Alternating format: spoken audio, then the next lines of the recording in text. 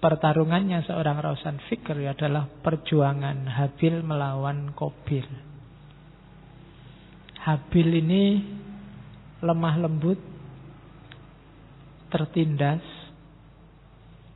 orang kecil, diperbudak oleh Qabil.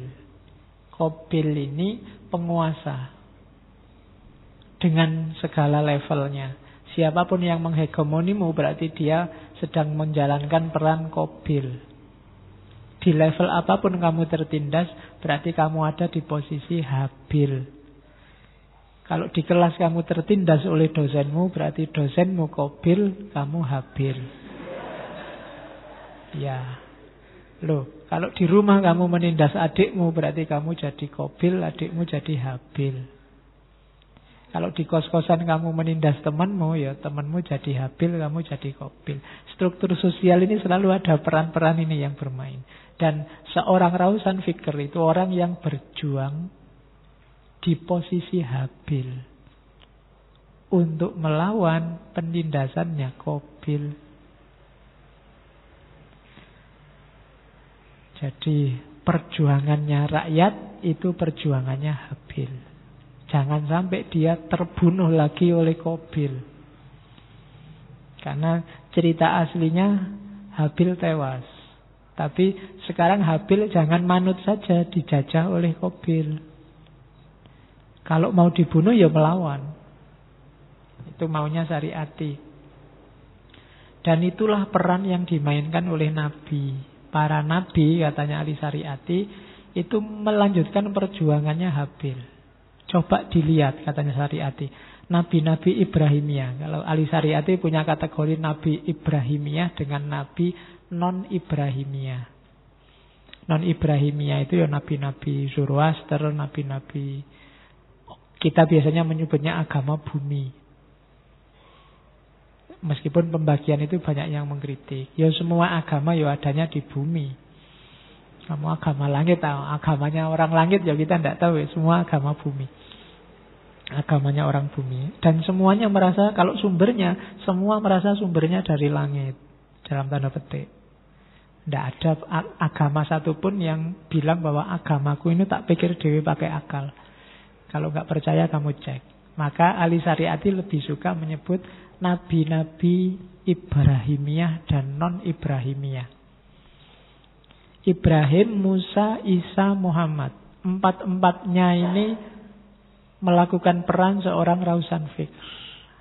Meskipun tidak tepat kalau disebut Rausan Fikr, karena Rausan Fikr ini yang melanjutkan perjuangannya para Nabi sebenarnya. Jadi Ibrahim melawan Namrud, Musa melawan Fir'aun, Isa melawan kekaisaran zaman itu, Muhammad melawan Quraisy. Ini kan transformasi sosial, pembebasan sosial. Dan jangan salah, mereka melanjutkan perjuangannya Habil. Mereka muncul dari kelompoknya Habil. Makanya mereka disebut ummi, dari kelompok awam. Bukan anak raja diraja, bukan anaknya konglomerat zaman itu, ndak. Lahir dari kelompok ummi dan nanti memperjuangkan grup ummi biar nggak ditindas oleh Qabil. Itu yang dilakukan oleh para nabi dan nanti dilanjutkan oleh para Rausan Fikr. Dan siapa sih musuhnya Habil? Itu Qabil. Manifestasinya Qabil itu siapa? Kalau Ali Syariati menyebut ada Fir'aun, ada Haman, ada Korun, ada Bal'am. Jadi Fir'aun itu kita sudah kenal, apal ceritanya. Kalau Haman ini Perdana Menterinya, teknokrat. Kalau di Indonesia Haman ini apa ya? Teknokrat itu di kita kayak Habibinya mungkin, tapi tidak pas begitu. Nesu nek tak ngomongi Habibi. Tapi Habibi yang jelek. Karena Haman ini yang mensukseskan proyek anti Tuhannya Fir'aun. Nanti ada cerita satu ketika Haman ini disuruh bikin menara. Dia usul kita bikin aja menara yang tinggi sekali. Dan nanti dari atas menara itu Kita manah ke atas. Kita panah Tuhannya Musa. Dan benar itu dibikin. Jadi nanti bikin menara tinggi. Terus pasukannya suruh naik ke atas. Terus bareng-bareng manah ke atas. Nanti ada beberapa panah yang dilumuri darah. Terus ditunjukkan kepada pengikutnya Musa. Nih lihat Tuhannya sudah kena panah nih. Itu ceritanya Haman. Kalau Korun kita kenal. Kalau Bal'am ini ulama. Yang jadi nanti setelah Fir'aun Ramses kesekian itu meninggal, kan dilanjutkan Fir'aun selanjutnya. Nah nanti Musa dan pengikutnya ini datang ke satu daerah, ke satu wilayah, saya lupa namanya, yang di situ ada Bal'am. Nah orang-orang yang didatangi Musa dan pengikutnya ini khawatir jangan-jangan Musa ini dan pengikutnya setelah dia berhasil menewaskan Fir'aun mau jajah kita. Terus mereka minta tolong ke Bal'am. Ya Syekh Bal'am, mbok kita ditolong. Jangan sampai Musa itu jajah kita. Aslinya Bal'am ini ulama yang baik, tapi terus dipaksa oleh penguasa, mbok tolonglah kita. Doakanlah agar Musa itu celaka semua sama pengikutnya. Awalnya Bal'am tidak mau, tapi karena dipaksa lama-lama ya sudahlah. Dan terpaksa dia berdoa. Dan doanya manjur wong wali zaman itu, ulama. Jadi ada cerita nanti Musa sama pasukannya ini berbulan-bulan tersesat. Tidak bisa ketemu jalan. Gara-gara doanya Bal'am. Dan nanti Musa marah-marah. Kalau begitu saya juga berdoa. Masuk Nabi kalah. Ya. Dan akhirnya Bal'am yang kalah. Jadi ini gambaran ulama yang takluk oleh penguasa. Sudah enggak mikir mana benar mana salah. Yang dipikir keselamatan dan kepentingannya sendiri. Jadi musuhnya Habil yang diperangi oleh para nabi dan nanti Rausan Fikr, yang pertama jelas pemimpin yang zalim. Yang kedua, ilmuwan, teknokrat, birokrat yang mengabdi pada pemimpin yang zalim. Diberi funding oleh funding yang zalim. Yang ketiga, korun, hartawan yang menghisap, bukan rokok loh ya, menghisap rakyat. Jadi bisnisnya, targetnya cuma satu, mengeruk kekayaan sebesar-besarnya, itu korun. Kalau sistem namanya kapitalis. Karena Ali Syariati ini agak pro-mak, maka bagi dia kapitalisme juga tercela. Dan yang terakhir ulama yang hanya mementingkan kesejahteraan dan kepentingannya sendiri. Namanya Bal'am. Itu lawan-lawannya Rausan Fikr. Nah, yang dihadapi oleh Rausan Fikr hari ini berarti Iran zaman itu sebenarnya juga mungkin tidak jauh beda dari Indonesia hari ini adalah fenomena yang namanya asimilasi. Asimilasi itu apa? Orang yang sengaja atau mungkin tidak sengaja meniru sikapnya orang lain, benchmarknya orang lain. Dia tidak kenal dirinya, dia cuma jiplak orang lain yang dia anggap bagus, dia anggap baik. Resikonya apa orang kayak gini? Dia lupa siapa dirinya, lupa latar belakangnya, lupa budayanya. Jadi fenomena ini namanya asimilasi. Orang yang secara obsesif menolak dirinya sendiri. Disebut Jawa tidak mau Jawa kelihatan. Disebut Madura tidak mau Madura. Disebut Indonesia tidak. Menolak dirinya sendiri. Jadi tidak mau. Mungkin kalau kamu keluar negeri disebut Indonesia agak malu. Nah, itu berarti kamu kena sindrom asimilasi. Malu Indonesia, negara dunia ketiga. Isinya cuma demo sama gegeran. Tidak lah. Nah, itu berarti kamu kehilangan jati dirimu. Ya enggak cuma Indonesia, kadang Jawa kan kamu juga malu, kadang yang Madura juga malu menyebut Madura. Saya Bukan Madura loh mas. Saya itu berarti podo. Kehilangan jati diri. Jadi dia melenyapkan dirinya sendiri. Dia terasing dari dirinya sendiri. Indonesia yang tidak kenal Indonesianya lagi. Iran yang tidak kenal keiranannya lagi. Jati dirinya hilang. Masyarakat kayak gini, ini nanti dia jadi sumber persoalan. Lahirnya apa? Individu palsu bahasanya Syariati. Individu palsu itu apa? Bahasanya Syariati, orang timur semi Eropa. Karena saat itu yang jadi penyakit kan Eropa. Dengan baratnya westernisasi zaman Shah Reza Pahlavi. Ya kalau masuk ke Indonesia bisa macam-macam. Orang timur yang semi Timur Tengah, orang timur yang semi Arab, orang timur yang semi Afrika.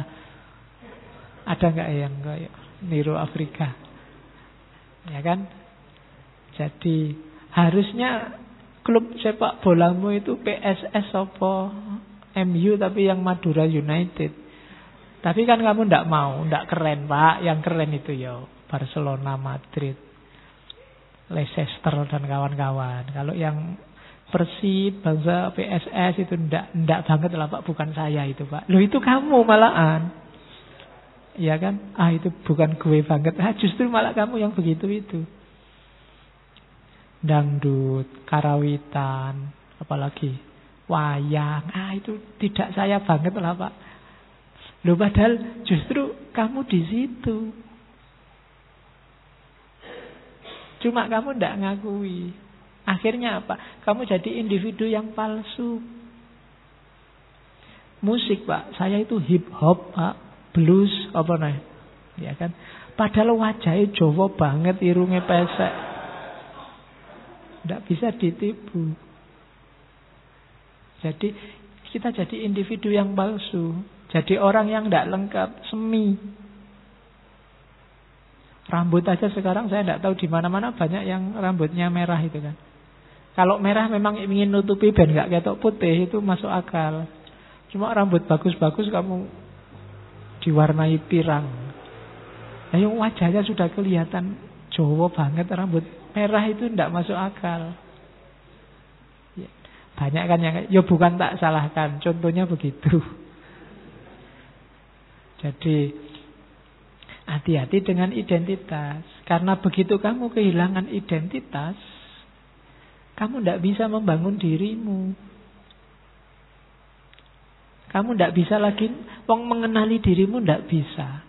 Positioning juga mesti susah. Siapa aku kamu tidak bisa jawab. Maka semua pertanyaan di bawahnya tidak akan terjawab. Posisimu di mana, peran yang kamu mainkan apa, tujuanmu apa, itu tidak akan terjawab semua. Karena kamu sendiri palsu. Harapan-harapanmu bukan harapan-harapan versi budayamu, tapi harapan-harapan orang di luar dirimu. Cita-cita saya pak, yang penting musim ini Barcelona kalah, Madrid yang menang. Hubungannya apa sama dirimu? Tapi kan kamu terlanjur ke situ. Pokoknya pak, saya hidup mati Argentina harus juara dunia. Loh, kamu orang mana? Contohnya kan begitu. Jadi lama-lama kamu hilang identitasnya. Kamu jadi individu yang palsu, bukan dirimu sendiri. Ini yang jadi tugas beratnya seorang Rausan Fikr. Mengingatkan masyarakat, mengingatkan manusia, membangunkan mereka dari tidurnya bahwa ini loh identitasmu. Identitasmu bukan yang versi barat, atau versi Timur Tengah, atau versi Timur Jauh. Sekarang kan ada kiblat baru namanya Korea. Iya, di mana-mana Korea nan sekarang. Baju aja Korea, ya kan? Kamu niru-niru orang Korea sampai kulit kamu putih-putihkan. Di antara produk terlaris kosmetik itu kan pemutih. Ada yang wajahnya putih tapi kulitnya hitam tangannya. Ya kan? Lo itu kan produk. Iya, lama-lama kamu jadi kayak zebra belang-belang, putih hitam, putih hitam. Iya. Itu karena kamu salah kiblat sih. Justru kalau orang Indonesia itu yang sawo mateng, asal jangan mateng banget. Itu lebih menarik harusnya. Tapi standar kecantikanmu kan geser sekarang. Tidak lagi versi Indonesia, tapi versi Korea. Mungkin dulu agak versi-versi Barat, sekarang idola di mana-mana Korea. Bahkan cowok-cowoknya sekarang kan cowok Koreanan. Kemana-mana pakai make up. Ada enggak di sini cowok tasnya itu yang isinya make up, dikit-dikit ke toilet terus. Iya, keringetan sidik wae ambil tisu diusap-usap. Iya. Yes. Iya, berarti orang timur semi Korea. Itu yang dikritik oleh Syariati. Nah, pemikir dari kelompok semi tadi, terjemahannya kaum sok pemikir. Jadi ini muncul dari kelompok asimilasi. Kaum sok pemikir ini, dia tidak punya visi. Dia tidak punya target. Pokoknya pinter iso pamer. Nih, filsafat barat nih. Kamu belum ngerti Gadamer, tahun tak ceritain Gadamer itu gini. Terus gunanya apa kamu ngerti Gadamer untuk bidayamu? Kalau ada itu ya berarti kamu rausan fik. Tapi kalau sekedar untuk pamer, tidak ada gunanya. Kamu hanya kaum sok pemikir. Ya pinter sih kamu, apa-apa ngerti. Tapi pikiranmu itu gunanya apa? Menyumbangkan apa untuk masyarakat? Kalau kamu tidak bisa jawab, ya kamu sebenarnya termasuk kelompok asimilator tadi. Kamu hanya sok pinter. Teori apa aja saya bisa, Pak. Filsafat Barat, Yunani. Filsafat Barat, Eropa, Perancis. Aku ngerti, bahasa Perancis saya ngerti, Pak. Jerman apalagi. Ya tidak apa-apa. Terus yang kamu lakukan apa untuk masyarakatmu? Kontribusimu apa untuk lingkungan sekelilingmu? Kalau hanya pamer saja untuk minteri yang lain, untuk menunjukkan bahwa kamu itu pinter, ya berarti kamu masuk kelompok sok pemikir. Tidak ada gunanya kepinteranmu. Ya mungkin kamu dapat uang dari situ, tapi kamu bukan rausan fikir, bukan orang yang tercerahkan. Ada kamu atau tidak ada kamu, masyarakat tidak peduli. Kehadiranmu tidak nambah apa-apa, kehilanganmu tidak mengurangi apa-apa. Nah itu kaum sok pemikir. Nah ini hati-hati ya kita besok. Jadi jangan jadi yang sok. Antara lain apa untuk tidak terjebak sok pemikir, ya kita harus punya basis. Kita kenali diri kita, ngerti peran-peran yang harus kita mainkan, posisi kita di mana di tengah masyarakat, apa yang bisa kita berikan pada mereka. Kalau tidak bisa memberikan sesuatu, paling tidak apa yang bisa kita berikan dari tenaga kita. Kalau tidak bisa tenaga, ya paling tidak apa yang kita bisa doakan untuk mereka. Yang penting kita punya visi bahwa masyarakatku harus kayak gini. Perjuangan bisa dirancang. Itu baru namanya rausan fikr. Jadi diawali dari kecerdasan intelektual dan diakhiri pada transformasi sosial. Itu ciri bahwa kita seorang rausan fikr. Transformasi itu kan tidak ujuk-ujuk aksi. Transformasi itu kan rumusannya adalah dari refleksi untuk aksi. Mikir dulu baru gerak. Jangan mikir saja tanpa gerak. Itu kaum sok pemikir. Juga jangan ujuk-ujuk gerak tanpa mikir. Itu namanya ngawur. Iya kan? Loh, tiba-tiba kok gerak, mau kemana? Nggak tahu, yang penting jalan aja. Loh, itu ya ngawur. Harus jelas. Pikir dulu mau kemana, targetnya apa, butuh modal apa saja, yang harus dilewati nanti jalan mana saja, ciri-ciri tujuannya itu apa. Nah, itu baru, kalau sudah itu semua jelas, baru aksi. Jangan ujuk-ujuk aksi. Begitu nyampe lapangan, ayo mau apa kita sekarang? Nggak tahu. Pokoknya kita jalan aja lah. Kan biasa kita kayak gitu. Nah, itu berarti bukan transformasi namanya. Transformasi itu jelas nanti yang dituju. Dari masyarakat A ke masyarakat B. Dari gaya hidup A ke gaya hidup B. Itu kalau tidak didahului aksi, bisa-bisa kita setback. Harusnya kita lebih maju menuju kesempurnaan, malah kita semakin mundur. Kenapa? Kurang refleksi. Jadi dua-duanya penting, baik refleksi maupun aksi. Oke. Katanya Syariati, my father chose my name. And my last name was chosen by my ancestor. Ayahku milih namaku. Dan namaku yang terakhir itu nama marga. Dipilih oleh nenek moyangku. That's enough. Cukup itu saja. I myself choose my way. Aku tak milih jalanku sendiri. Ya wis ndak apa-apa. Dulu nama dikasih bapak, nama marga, nama keluarga dari nenek moyang. Sudah. Sisanya tak bikin sendiri jalan. Tidak usah diatur-atur. That's enough. I myself choose my way. Nah, jangan kamu biarkan dirimu diatur terus. Tidak mandiri nanti. Kamu tidak akan punya jati diri. Diawali dari sini. Bangunlah dirimu jadi seorang rausan fikr. Dasarnya rausan fik ini tauhid. Nanti ada teori panjang lagi kapan-kapan kita ngomong. Karena ini saya harus cuma nyuplik tentang rausan fikirnya. Entah bulan apa nanti saya ingin 1 bulan ngomong. Dulu ada kebebasan, besok entah bulan apa kita ngomong pembebasan. Mungkin Ali Syariati harus masuk lagi. Dan banyak lain, ya tidak harus Islam nanti, dari Barat juga bisa.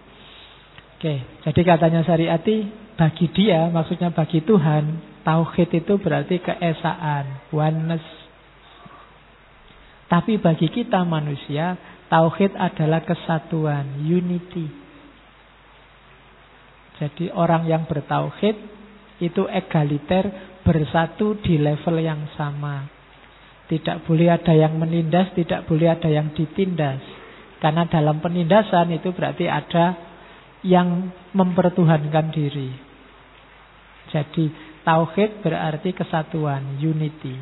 Meskipun dari sisi Allah ya tauhid memang keesaan. Kepadanya tauhid berarti penghambaan. Kepada kita tauhid bermakna pembebasan. Jadi bagi Allah tauhid itu kita menghamba padanya. Tapi bagi kita kalau kita bertauhid itu berarti pembebasan. Kenapa? Karena sebelum kita bebas dari segala hal di dunia ini, kita tidak akan bisa menghamba secara 100% pada Allah. Begitu kita bertauhid berarti tidak boleh ada ketergantungan, nggak boleh ada keterikatan pada apapun selain pada Allah. Tauhid yang sejati dibuktikan dengan kebebasan yang sejati juga. Untuk dia, tauhid adalah pemujaan tanpa syarat. Untuk kita, tauhid adalah persamaan tanpa kelas. Dalam hidup ini hanya ada 2 kelas. Kelas kholik sama kelas makhluk. Kita semua ada di kelas yang sama, yaitu kelas makhluk. Jadi wajahnya tauhid adalah wajah masyarakat tanpa kelas. Di mana masih ada sekat-sekat kelas, apalagi yang sifatnya hierarkis, saling menghegemoni, saling mendominasi, saling zalim menzalimi, berarti di situ tauhid belum terrealisasi secara utuh. Disitulah nanti seorang rausan fik harus bertugas. Oke. Alhamdulillah sudah selesai jam 10. Minggu depan kita ketemu sekali lagi dengan manusia istimewa, insan kamil lagi, sekali lagi cuma dari tradisi tasawuf. Kita akan ketemu insan kamilnya Ibnu Arabi. Ya.